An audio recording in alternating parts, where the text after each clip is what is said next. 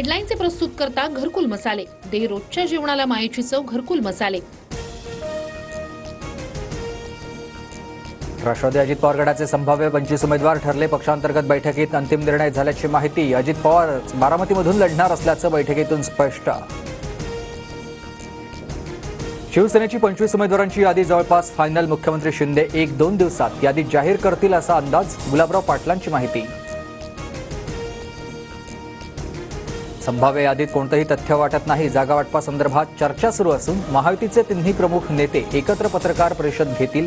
बावनकुळेंची प्रतिक्रिया। महाविकास आघाडी आणि घटक पक्ष मिळून आम्ही किमान 170 ते 175 जागा जिंकू। शिंदे, फडणवीस, अजित पवारही खासगीत महाविकास आघाडीबाबत हाच आकडा देतील। संजय राऊतांचा दावा। संजय राऊतांचं वक्तव्य म्हणजे मुंगेरी लाल के हसीन सपने। संजय राऊतांच्या जागांसंदर्भातील वक्तव्यानंतर प्रवीण दरेकरांची टीका।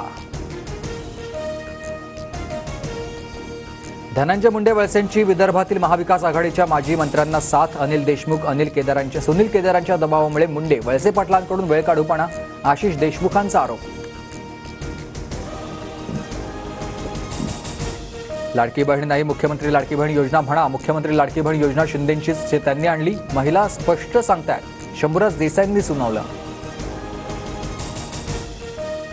संभाजीनगरच्या कन्नडमध्ये लाडकी बहीण योजनेत घुसखोरी करणाऱ्या भावांचा भांडाफोड। आधार कार्ड महिलांचं आणि अर्जावर नाव पुरुषांचं असल्याचं समोर।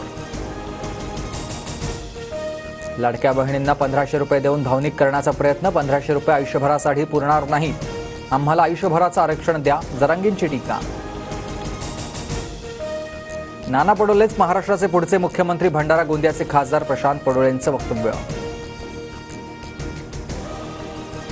भागीरथ भालके पंढरपूरमधून निवडणूक लढण्यावर ठाम। महाविकास आघाडीकडून तिकीट मिळालं नाही तर निवडणूक लढवणार, भालकेंचा इशारा।